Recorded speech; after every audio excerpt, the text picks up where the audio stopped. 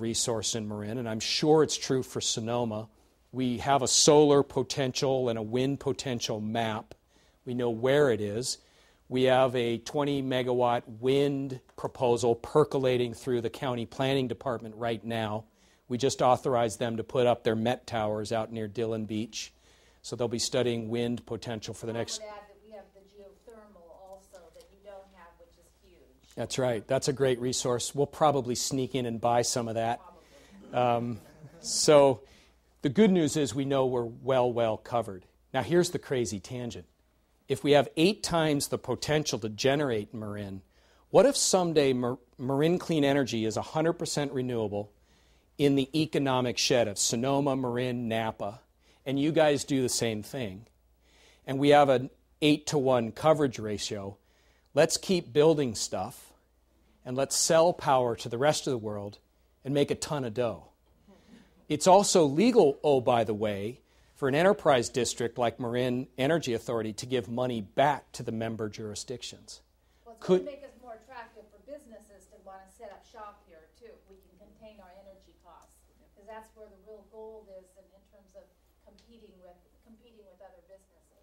So imagine hiring your own workers and your own companies to build stuff in your own borders, selling power to other communities that need it, and oh, by the way, running an agency at a profit such that it gives money back, almost like a franchise agreement, to the jurisdiction members.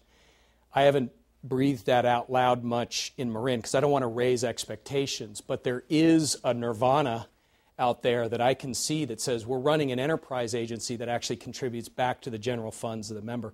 I suspect even Novato will decide to join the Marin Energy Authority if we start handing money back to the agency members. We'll see.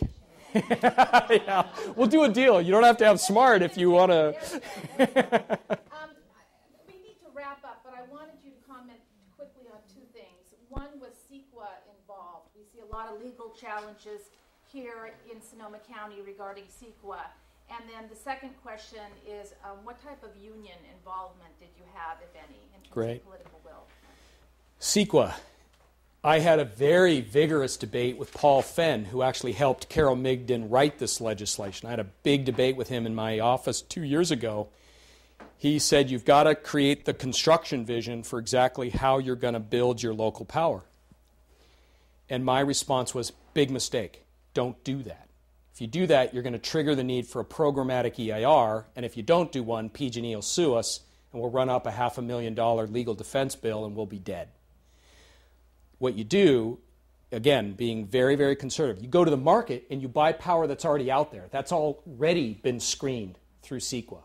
So everything we did was buy existing resources.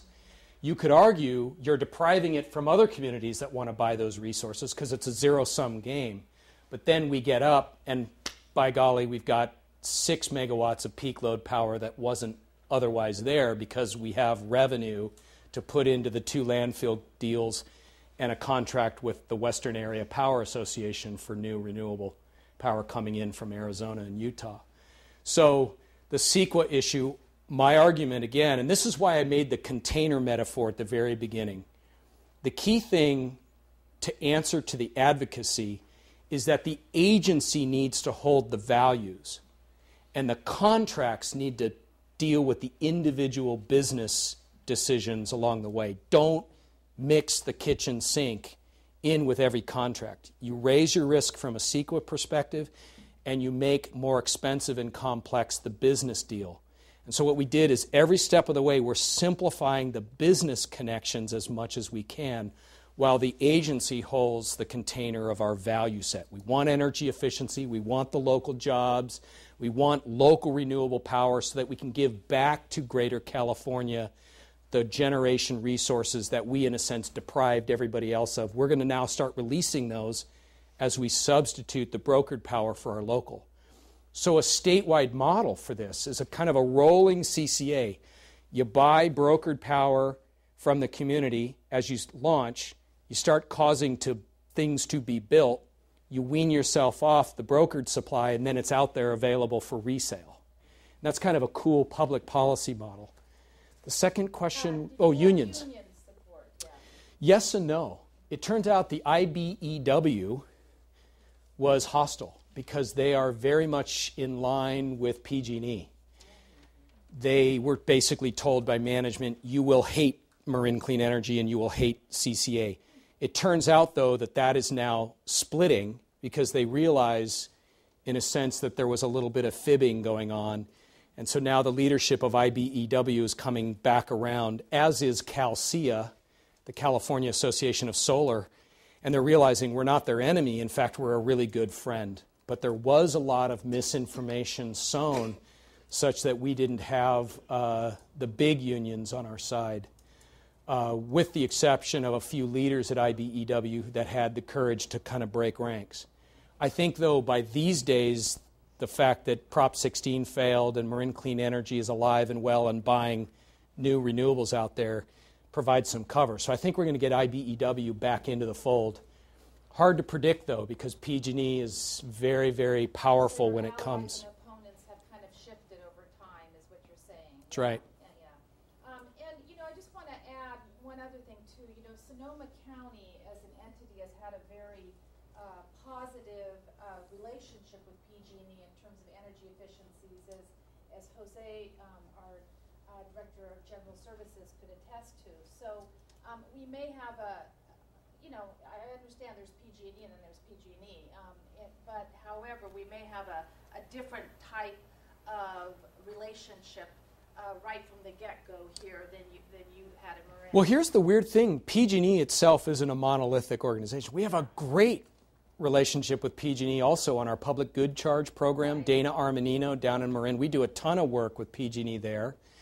The technical staff down in the trenches working with us to kind of knit together our computer systems. Great people, very helpful.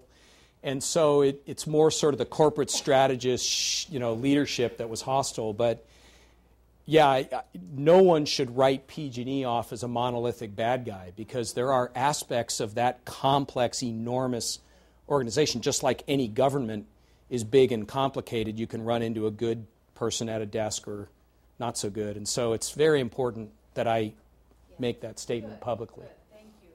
That's great to hear. Well, I want to wrap this up since we've been here for a while. If any other further questions before we wrap it up? And I thank everybody. One more question. Were you able to wrap in some of your upfront sort of investigation costs into the rates eventually and recover those? Or, for example, you said the County of Marin spent some money investigating. Was that money that they just spent and basically lost, or was there some mechanism for kind of recovering that from the enterprise once you... Yeah, was that general fund dollars, or... The very original consulting costs were general fund dollars. It wasn't a lot, and like I said, the formal loan was paid back to the county. There's no legal or policy reason why you couldn't reimburse out of the agency for any money spent up front. In fact, I'd encourage that. It's also true in the long run we could end up paying that and way more in terms of bottom line reserves back to our member jurisdictions under this structure. So depending on how you would, if the County of Sonoma wanted to front end finance or lend the cause, the initial consulting, that could happen, and you could be, given our model and our record, you could actually be highly confident of getting paid back everything. Turns out in Marin County's case, we wanted to look at this in the context of our general plan anyway, and our climate action plan. And so the attitude of my colleagues and me was, this is money well spent even if the agency itself doesn't manifest. And we'll take a risk of lending it additional $500,000 to see if it can fly. And we got that money paid back a year early. So I think prospects are good that under